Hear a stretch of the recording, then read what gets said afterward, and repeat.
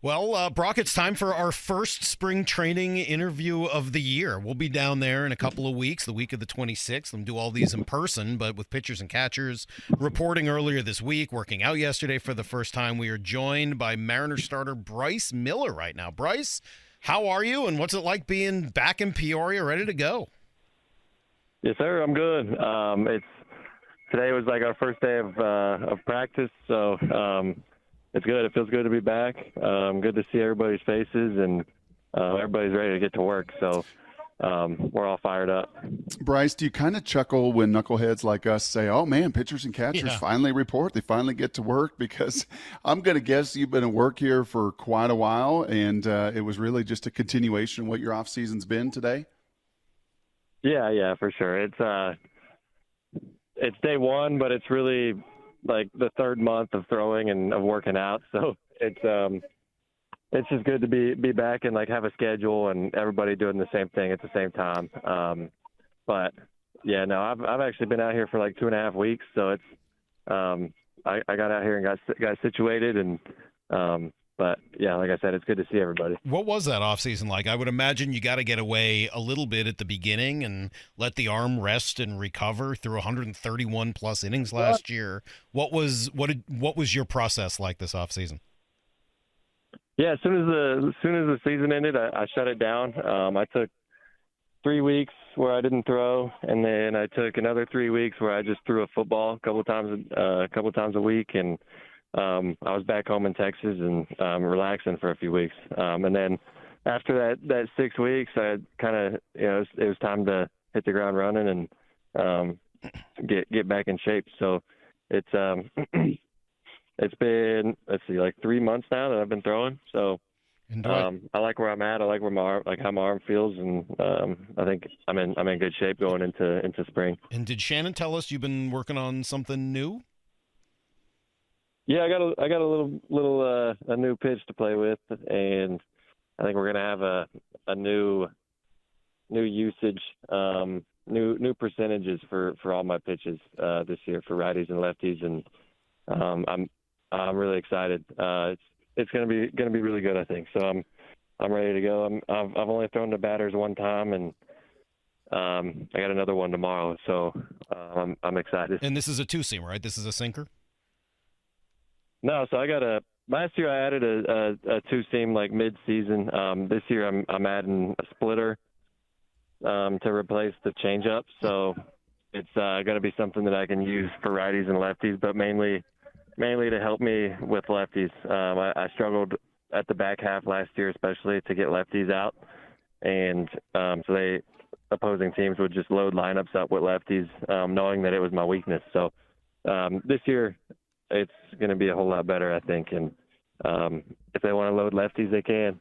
I'm going to give them a few splits to look at. So when you go about learning a new pitch like that, who do you go to? How do you start the process of throwing a new pitch? Are you like a country artist, thinking up that great lyric for that new country song? How does this come about? Yeah, kind of. It took the splitters. It's something I've never thrown, and it's something I never even thought about really until last year watching Logan and watching Kirby throw it. I thought it was something that would be really good for how I throw and for what I needed. So it was something that, going into the off season, I did a lot of research, like watching other pitchers, Kodai Senga or Gosman, for example, watching how they do it, watching their grips. I watched a lot of YouTube videos on from tread or drive line, like from people that threw splitters that were successful with it. And it took me a month or two just to find a grip that I was comfortable with and one that I was able to get consistent shapes with. So once I got that down, it made it a whole lot easier. It's easier to command a pitch when you know kind of what it's going to do. So once I got the shape down, I was happy with it, and we're obviously still working on it, and it's going to be a work in progress, but it's something I'm really excited about and something that's come a whole lot, like a long ways the last month or two. That's cool.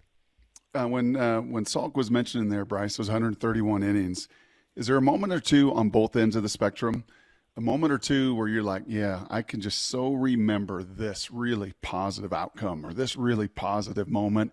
And then maybe one on the other side where you're like, man, that thing still stings months later after the season ends. Do you have a couple of those moments from your rookie season?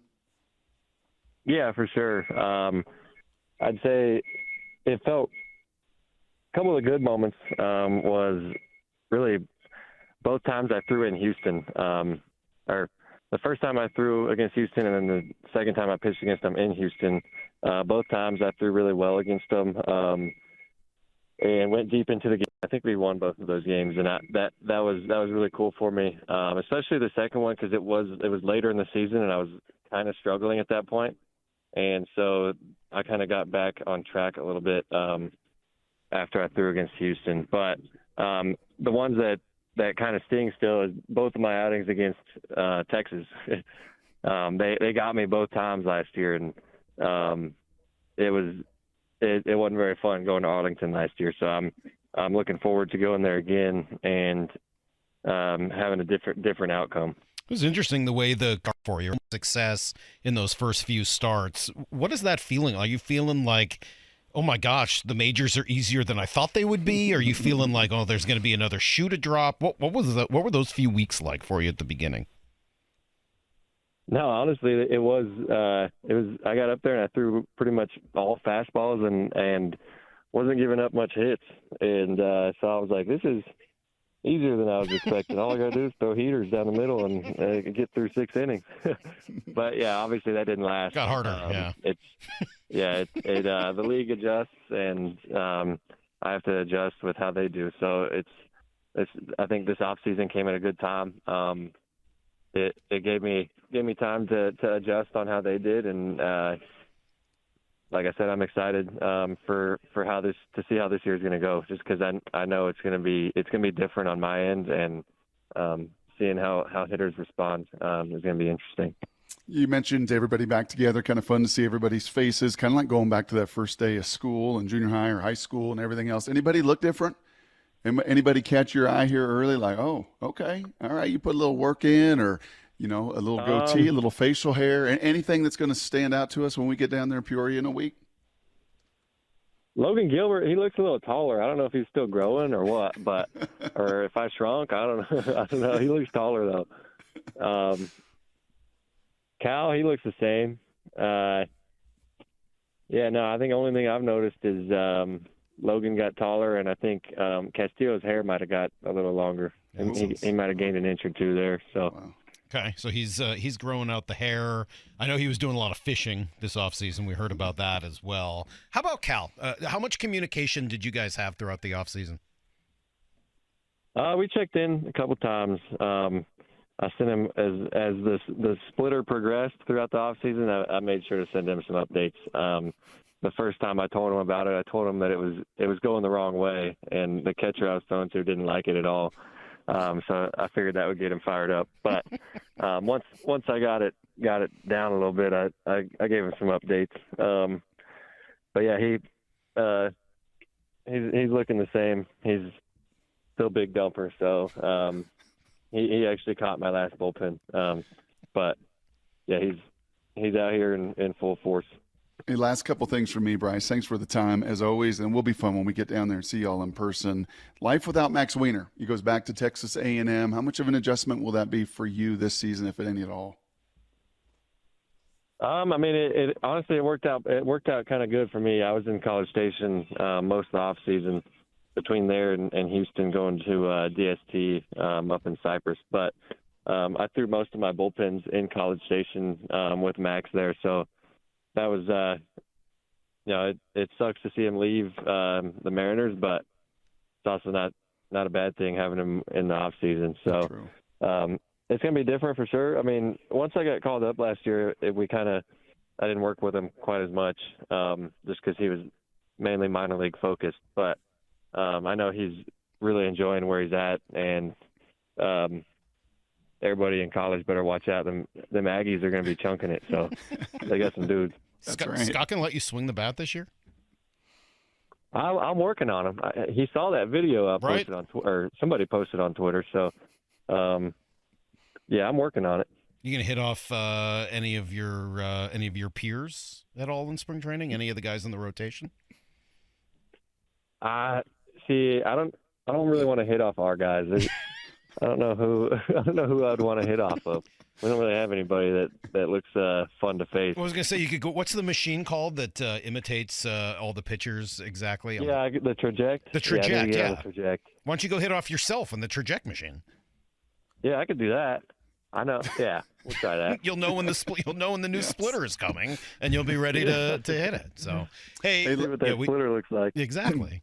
Hey, last thing from me here. How about life without Marco? A little bit different. Marco had been around there a long, long time. Obviously, there's some new faces and some familiar faces from the past that have moved to different places. A little bit different without Marco around? Yeah, for sure. Really, Marco and Robbie, both were, really, really big leaders in the clubhouse, and it's definitely going to be different. Our staff is overall younger, so we don't really have those guys besides Luis that have been around for years. So it's an adjustment, but it's also exciting just in the fact that we all five of us that ended the season were able to stick around and come back, and we all have a lot of room to grow and a lot of years left. So it's that part's exciting, but it's definitely different without the older guys here to lean on or to ask questions or for them to get on us. Your name came up a bunch in the offseason and was in rumors and trade rumors and all of that. Were you able to kind of block all that out? Did you pay attention to any of it? How did all that make you feel? Yeah, no, I mean, it's all that stuff is out of our control, so it's not really anything that I can sit and worry about. So I just, went out and worked on what I needed to work on and didn't really worry about it. Obviously, I didn't want to leave. I liked our clubhouse. I liked everybody that we have. So I'm glad that nothing happened, that I'm still here. So, cool. Like I said, I'm excited for the season and excited for what all we've added and what we have coming. Well, we're looking forward to it as well. It's going to be one heck of a rotation. Everyone, all the projection systems, everybody you look at is just so excited for what this rotation could do. So we're looking forward to getting down there in a couple weeks, and we'll see you then. Thanks so much for spending some time with us. Yes, sir. Thanks for having me. Go Aggies. Yes, sir. Giggle.